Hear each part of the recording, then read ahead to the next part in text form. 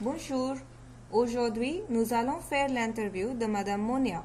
Elle va parler du changement. Alors, le changement, c'est quoi pour vous? Bonjour.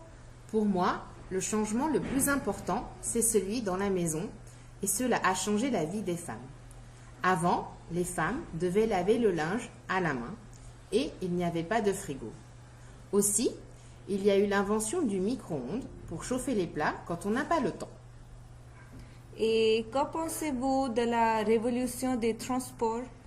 Ah oui, le changement dans les transports a permis aux personnes de voyager dans le monde, de rencontrer de nouvelles personnes.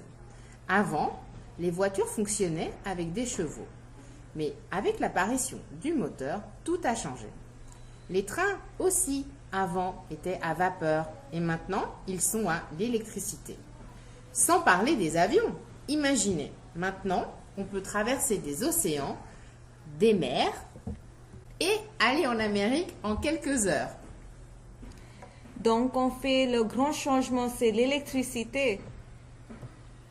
Oui, sans électricité, rien n'est possible aujourd'hui. On ne peut pas charger son téléphone portable, ni son ordinateur, on ne peut pas allumer la télé, on ne peut pas avoir l'eau chaude, on ne peut pas avoir la lumière, on n'a pas Internet. La vie sans tout cela est vraiment difficile. Racontez-nous quelques souvenirs de votre enfance et des choses que vous ne faites plus. Quand j'étais petite, à la maison, on devait se lever pour allumer ou éteindre la télévision, pour changer des chaînes. Maintenant, on utilise une télécommande. La télé était en noir et blanc. Quand on voulait regarder un film, on devait trouver une VHS pour pouvoir l'enregistrer. Aussi, quand on voulait écouter de la musique et se promener, on devait apporter des cassettes avec nous et notre baladeur. On devait aussi retourner la cassette pour écouter l'autre côté. Dans notre ordinateur, pour sauvegarder quelque chose, on devait utiliser des disquettes. Quand j'étais petite, j'écrivais des lettres à mes amis et je devais parfois attendre une semaine pour avoir la réponse. Maintenant, on écrit des mails et on a la réponse tout de suite. Ah, j'ai oublié. Je ne mets plus de pellicule dans mon appareil photo car de nos jours, tout est numérique. On ne doit plus attendre une semaine pour avoir les photos comme avant.